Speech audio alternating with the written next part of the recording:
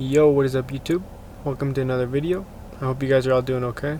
I just got to the gym and I'm going to be taking you guys through a push workout, but it's going to be chest focused as this video is how to grow your chest. The lifts have been feeling pretty good lately. The reverse is going okay though. So when I first started the reverse, it wasn't that pretty. I was just having a little bit too many carbs, especially from like sugar.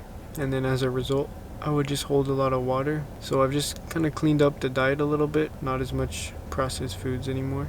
At the end of the day, the only way to grow is to bulk, and you can't bulk if you don't get a little fluffy. So I mean, honestly, the most depressing thing is just not being able to see my lower abs that much. So as I keep upping the calories, that's gonna be the worst part.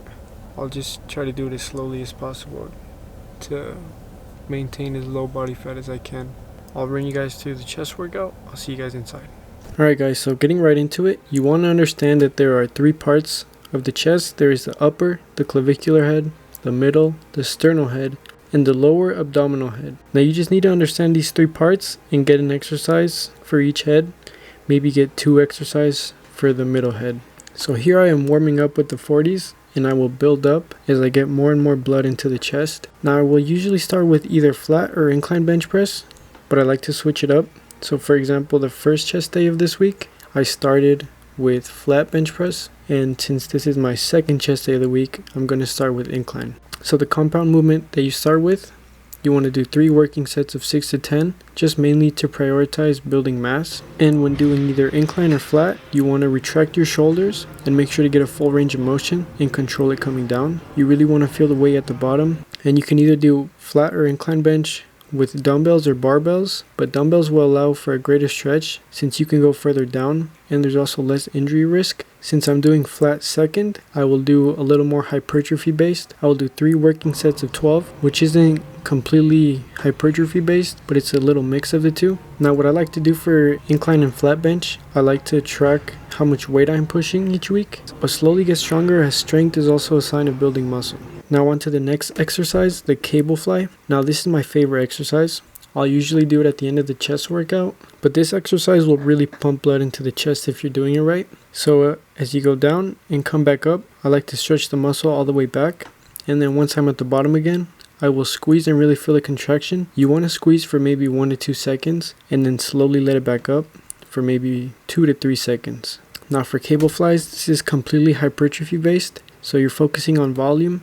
You want to do working sets of 15, but for flies you can do different variations. You can either do dumbbell incline flies, pec deck, high to low, low to high, but for me I've always felt the best contraction doing the high to low cable fly and also the low to high cable fly. So for my workouts, I like to do 12 working sets in total, and I'll work chest 2 times a week. So I'm getting in around 20 to 24 working sets minimum. And that's honestly the sweet spot, as long as you're training with enough intensity and you're training with good form. Okay guys, so I'm editing this video, and one thing I forgot to mention was the importance of retracting your scapula when doing pressing movements. So what this means, it's really about popping out your chest and squeezing your shoulder blades. This is important as it'll minimize the use of your front delts in the movement and focus on your chest. So this is what it looks like from the side. Just think about pulling your shoulders back, but make sure when you press they stay back. And this is what it looks like from the back.